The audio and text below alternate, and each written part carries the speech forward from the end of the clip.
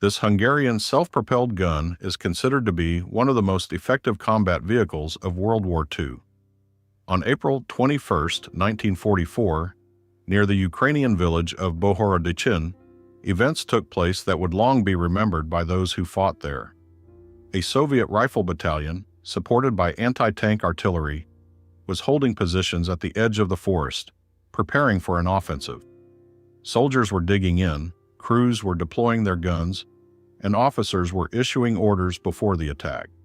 Meanwhile, Hungarian self-propelled howitzers had taken up positions behind a hill and prepared a surprise strike that would radically change the situation on this sector of the front in a matter of minutes. The first volley hit the anti-tank positions, immediately breaking their battle formations. 105mm high-explosive fragmentation shells detonated among the artillery crews, inflicting heavy casualties on personnel and equipment. A second platoon of Hungarian self-propelled guns opened fire on the infantry units, and within a short time, the Soviet positions were subjected to a massive bombardment. When Hungarian units later entered the forest, they found a large number of enemy dead in a relatively small area. After this battle, the Hungarian troops gave this place the name Forest of Death, convinced of the firepower of their new artillery systems. This was the first combat deployment of the Hungarian Zrínyi self-propelled gun. Military historians often describe this machine as one of the most successful armored vehicles created by the Axis powers outside of Germany. To understand how Hungary managed to develop such a weapon, we need to look back at the events of the previous years. While German assault guns were entering the European campaigns, Hungarian military experts were closely analyzing how this armor was used right from the start of the Second World War. They were particularly interested in the StuG III, which had proven itself as an effective tool for infantry support. During the French campaign of 1940, the German army fielded a limited number of these vehicles, just 4 batteries, but their performance caught the attention of foreign experts. Their low silhouette, powerful armament, and reliable armor turned these self-propelled guns into effective instruments for breaking through defensive lines. On June 1, 1941, when the German command amassed 12 assault gun battalions, totaling over 250 units along the Soviet border, Hungarian observers finally got the chance to evaluate these machines in large-scale combat. The 75mm cannon successfully destroyed fortifications and suppressed firing points, while the 2-inch frontal armor protected the crew from Soviet 45mm anti-tank shells. This equipment became a significant factor in the confrontation with the Red Army, something the Hungarian generals clearly understood. By the summer of 1942, the Hungarian military establishment concluded that there was an urgent need to create their own self-propelled gun. Based on a detailed analysis of the German experience, experts prepared a report, and by the fall of that year, they had completed the preliminary design for the new vehicle. In October, Regent Miklos Horthy reviewed the plans. He responded positively to the concept and approved further development. It seemed the creation of the self-propelled gun was a done deal, but right at that moment, organizational disputes arose that jeopardized the entire project. It turned out that the inspector of the Hungarian Armored Forces, Lieutenant General Major, was unaware that a new combat vehicle was being developed, as the artillery department had placed the order by bypassing the tank command completely. Representatives of the armored forces met the news with criticism and actively opposed the initiative, trying to halt preparations for the self-propelled gun's production. The military's arguments were well-founded. The new self-propelled gun was slated to be built on the chassis of the Turán medium tank, a vehicle that had only just entered mass production. Manufacturing these self-propelled guns would inevitably force a reduction in tank output, tanks the Army desperately needed. On top of that, the tankers pointed out a lack of resources for training crews for the self-propelled guns, since the specialized schools were already struggling to keep up with the demand for existing equipment. Despite the obstacles and objections from Tank Command, Regent Horthy's approval outweighed the opponent's arguments. The project got the green light, and work accelerated significantly.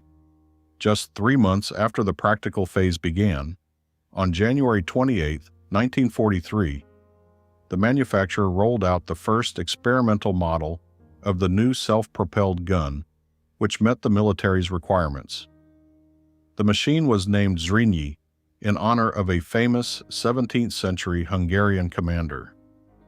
2 days before the prototype was even finished, on January 26, 1943, the Manfred Weiss factory received an order for the first batch of 40 assault howitzers. Command wanted the new weaponry as soon as possible, but their plans clashed with industrial reality. Getting mass production up and running on such a tight schedule proved impossible. The Turán tank chassis, which served as the base, was already complex to manufacture, and widening it by 18 inches for the new model only made the process more difficult. The main problem was a lack of priority. The industry was focused primarily on producing Turán tanks, while the self-propelled guns were assembled as an afterthought, using whatever parts were available. Because of this, the first production vehicles didn't leave the factory floor until September 1943, almost 8 months after the prototype was created. On top of that, these units had limited combat capability because their casemates were made of ordinary steel rather than armor plate. The engineers couldn't master armor welding in time, so the hulls were riveted together. By 1943, this was considered an obsolete solution, even though manufacturers were already using combined riveted and welded designs on the Toldy light tanks and Nimrod anti-aircraft guns. Further production of the self-propelled guns moved forward largely on schedule. In October, November, and December of 1943, the factory delivered 10 vehicles, and in January 1944, it added another 7, completing the first production run. Work on the next order began in the spring, and throughout April, May, and June, Hungarian industry turned out another 20 units. The manufacturing process held steady until late July 1944, when heavy bombers of the American Air Force appeared over the Manfred Weiss factory. The massive air raid caused critical damage to the facility, so plans to continue mass production had to be scrapped. Workers managed to assemble a final 12 self-propelled guns from surviving parts and components, after which production of this type of vehicle ceased completely. Instead of the 290 vehicles the Hungarian command had originally planned for, the country's industry was only able to deliver 72 units to the Army. As for technical specs, this combat vehicle had some distinct features. The armor protection was distributed unevenly, yet the designers had worked it out quite thoughtfully. The lower front hull plate was nearly 1.5 inches thick and positioned at a 31-degree angle from the vertical. The upper front plate was only half an inch thick, but its steep 75-degree angle significantly increased the likelihood of shell ricochets. The hull sides were protected by 1-inch armor.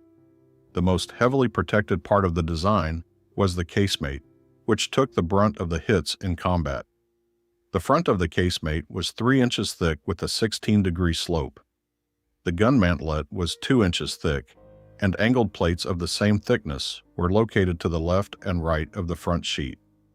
The sides and rear of the casemate were covered by 1-inch armor, while the roof was half an inch thick. A major advantage of the machine was its low silhouette. It stood just 6 feet 3 inches tall, making it a difficult target on the battlefield. For comparison, the German StuG III was over 6.5 feet tall, and the Soviet T-34 reached nearly 8 feet. This Hungarian self-propelled gun could hide behind small folds in the terrain, bushes, and even tall grass, remaining almost invisible to the enemy. The machine's main armament was a 105mm Model 1940 howitzer, mounted in the front of the casemate. The ammunition load consisted of 52 separate loading rounds. To the right of the gun was the driver's observation hatch, which was 2 inches thick, while wooden blocks, headlights, and fire extinguishers were mounted on the fenders in a classic layout. The casement roof had two hatches. A double-door hatch to the left of the gun, which featured a periscope on one of the doors, and a single-door hatch on the right. The number of observation devices was sufficient, which set this vehicle apart from many of its contemporaries. A radio antenna was mounted on the rear right of the casemate, as every machine was equipped with a radio, and the communications gear was at the commander's disposal. On the left side of the superstructure's rear wall, designers placed a double hatch. This allowed for loading ammunition and, if necessary, removing the gun entirely. The interior was spacious enough to make the four-man crew's job a bit easier. The gunner sat to the left of the gun, with the commander behind him. The driver was on the right, and the loader sat directly behind him. The chassis was practically identical to the Turán tank. Each side had 8 paired road wheels grouped into 2 bogies, plus an extra wheel positioned between the idler and the front bogie. The system used 5 return rollers, with the drive sprocket at the rear, and the tracks consisted of 107 links, each 16.5 inches wide. A 265 horsepower Manfred Weiss engine pushed the 21-ton vehicle to speeds of 27 miles per hour, with an operational range of 175 miles. The vehicles were also fitted with side skirts to protect against shaped charge ammunition, similar to the armor used on German tanks. The Hungarian command initially planned to reinforce every infantry and cavalry division with a battalion of these assault guns. However, the realities of war forced a change of plans. Industry produced only 72 vehicles instead of the planned 290, so only 2 assault artillery battalions were formed, the 1st and the 10th. Each battalion fielded 31 assault guns, 3 batteries of 10 vehicles each, plus 1 command vehicle. On April 12, 1944, the 1st Battalion headquarters, along with the 2nd and 3rd batteries, departed by rail. After a 4-day journey, the equipment arrived at the Stanislav station, known today as Ivano-Frankivsk. The unit was facing combat on the Eastern Front, where clashes between Soviet forces and German-Hungarian troops were underway. A battle near the village of Bohorodychyn on April 21st marked the first time these Hungarian assault guns saw action. The 2nd Battery accomplished its mission, eliminating a Soviet rifle battalion along with its attached anti-tank artillery. Hungarian infantry, who later took up positions in the forest, witnessed the aftermath of the effective fire brought down on the enemy. The 3rd Battery joined the fighting 4 days later, on April 25th, about 12 miles northeast of Stanislav. There the unit helped the Hungarian infantry hold back a Soviet tank advance, and the self-propelled gun crews claimed 2 knocked-out T-34s out of the 8 that attacked. After losing 2 tanks, the other Soviet crews stopped their assault and pulled back. Over the next few weeks, both batteries stayed in the fight around Stanislav, providing fire support for the infantry and beating back enemy attacks. The situation on this sector of the front remained extremely tense, so the 105mm howitzers proved to be very effective. The high explosive shells from the Hungarian self-propelled guns did heavy damage to infantry and field fortifications, while the thick frontal armor allowed the machines to operate on the front lines with much less risk from Soviet anti-tank fire. In mid-June, the 2 experienced batteries were joined by the 1st Battery, which had been completing additional training in the rear. On June 16th, near the town of Nadverna, this unit took part in joint exercises with the infantry to practice coordination on the battlefield. Command believed that after these maneuvers, the battery was fully ready for combat duty, but events took a different turn. The 1st Battery's first combat mission near the Salagra area ended in disaster, even though the enemy had nothing to do with it. While moving into position to provide fire support, the Hungarian self-propelled guns drove into a minefield the crews hadn't been warned about. The incident was made all the worse by the fact that the barriers had been laid by Hungarian troops themselves just a few days earlier. 2 powerful explosions tore through the tracks and road wheels, grinding both vehicles to a halt. The crews bailed out fast, but not before removing the breech blocks from the guns so the enemy couldn't use them if they were captured. The damaged self-propelled guns sat out on the minefield for days until engineers could clear a safe path. They managed to evacuate one vehicle to the rear for repairs, despite heavy Soviet mortar fire in the area.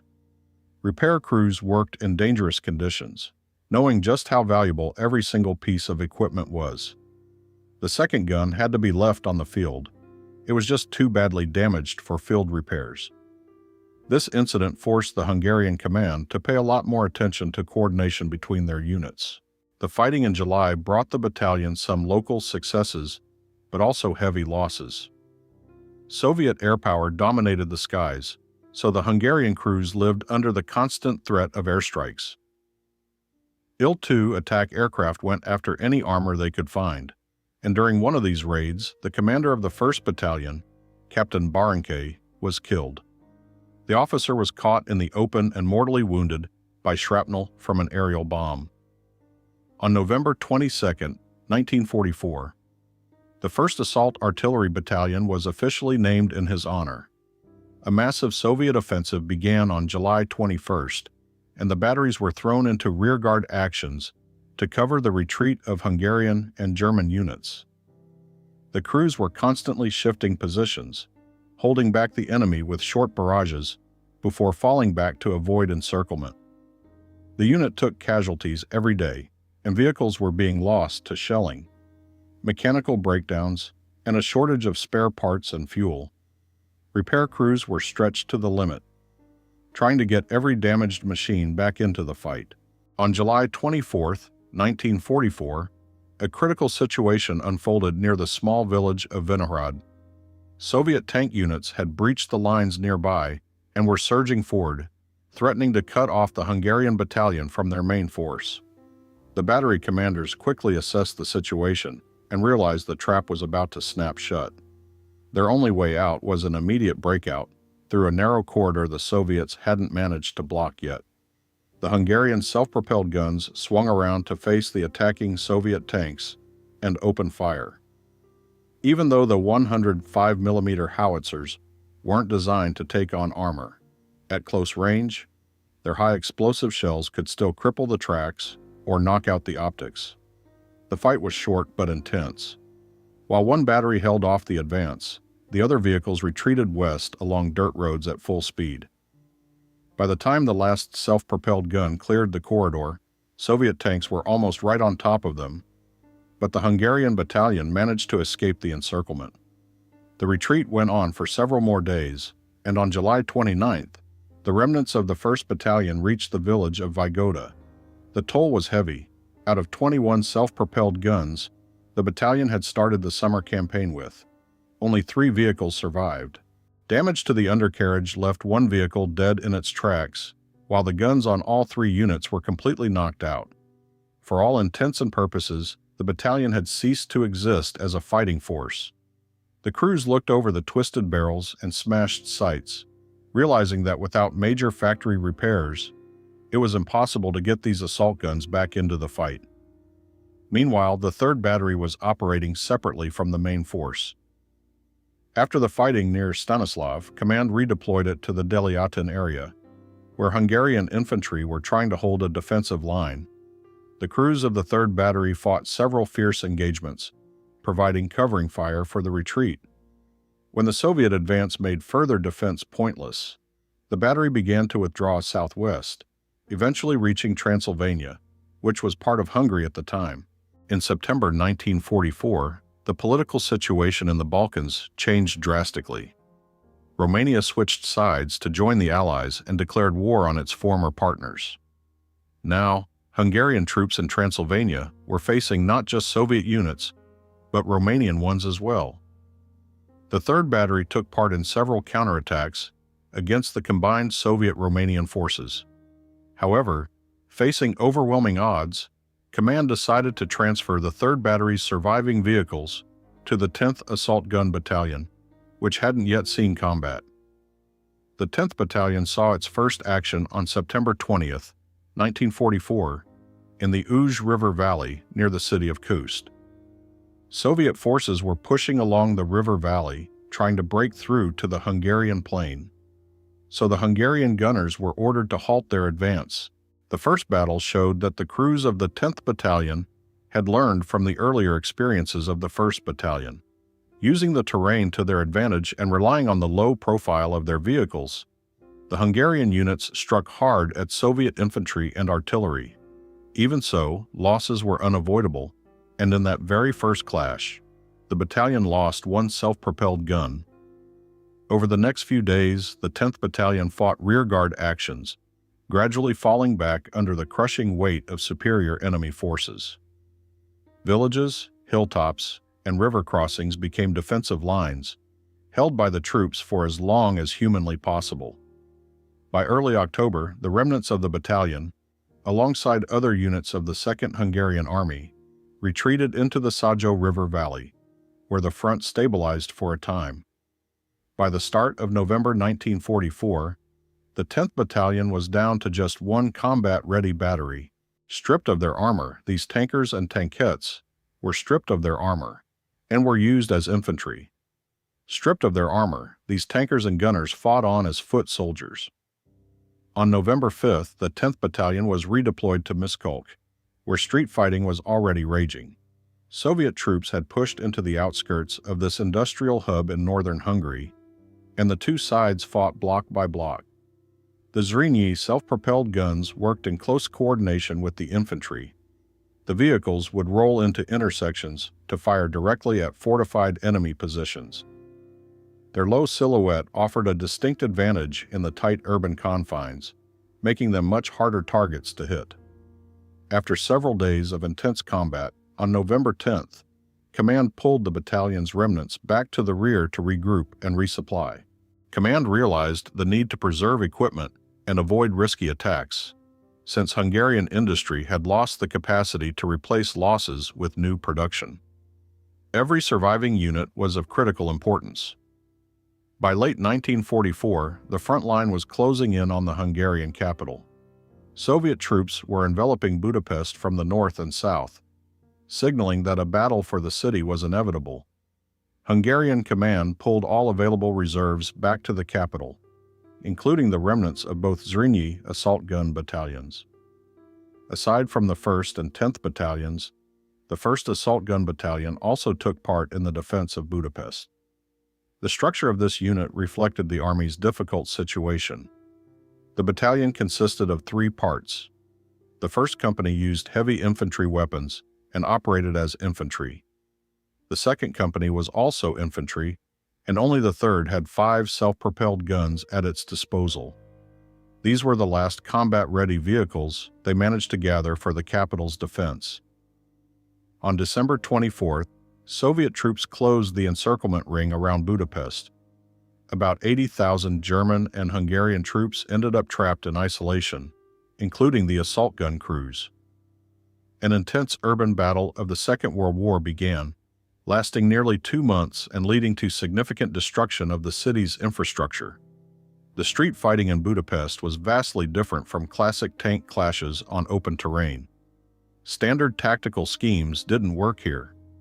Buildings turned into defensive strongpoints, and intersections became high-risk zones.